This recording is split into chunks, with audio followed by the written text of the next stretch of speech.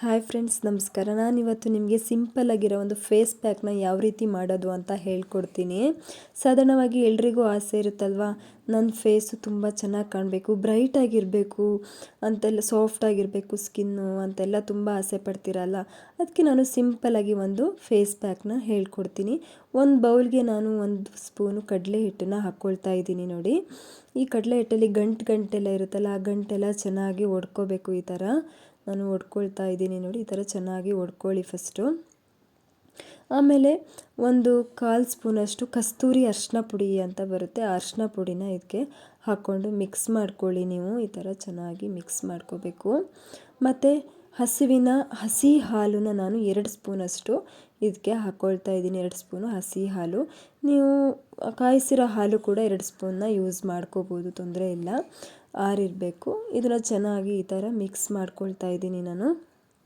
ಇದರಲ್ಲಿ ಗಂಟೆಲ್ಲ ಇರುತ್ತಲ್ಲ, ಅದೆಲ್ಲ ಚೆನ್ನಾಗಿ ಗಂಟೆಲ್ಲ ಹೋಗಬೇಕು. ಆ ಥರ ಮಿಕ್ಸ್ ಮಾಡ್ಕೋಬೇಕು ನೀವು. ನೋಡಿ, ಈ ಥರ ಮಿಕ್ಸ್ ಮಾಡ್ಕೊಳ್ತಾ ಇದ್ದೀನಿ ನಾನು.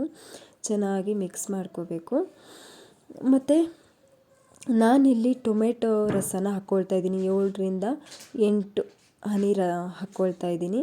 ನಿಮ್ಮದು ಆಯಿಲಿ ಸ್ಕಿನ್ ಆಗಿದ್ದರೆ ನೀವು ನಿಂಬೆ ರಸನ ಯೂಸ್ ಮಾಡ್ಬೋದು. ನಾನಿಲ್ಲಿ ಟೊಮೆಟೊ ರಸನ ಯೂಸ್ ಮಾಡ್ಕೊಂಡಿದ್ದೀನಿ. ಇದನ್ನು ಹಾಕಿ ಚೆನ್ನಾಗಿ ಮಿಕ್ಸ್ ಮಾಡ್ಕೋಬೇಕು.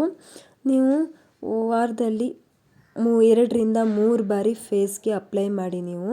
ನಾನು ಇಲ್ಲಿ ಕೈಗೆ ಅಪ್ಲೈ ಮಾಡ್ತಾ ಇದ್ದೀನಿ. ನೋಡಿ, ಈ ಥರ ಚೆನ್ನಾಗಿ ಹಚ್ಕೋಬೇಕು.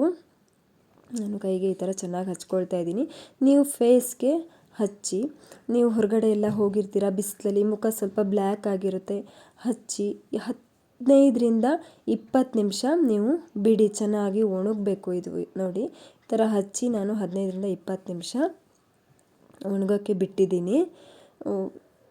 ಚೆನ್ನಾಗಿ ಒಣಗಿದ ಮೇಲೆ ಇದನ್ನು ನೀವು ಬಿಸಿ ನೀರಲ್ಲಿ, ಮತ್ತು ಯಾವುದು ಸೋಪು ಅದನ್ನೆಲ್ಲ ಬಳಸಬಾರ್ದು. ತೊಳಿಬೇಕಾದ್ರೆ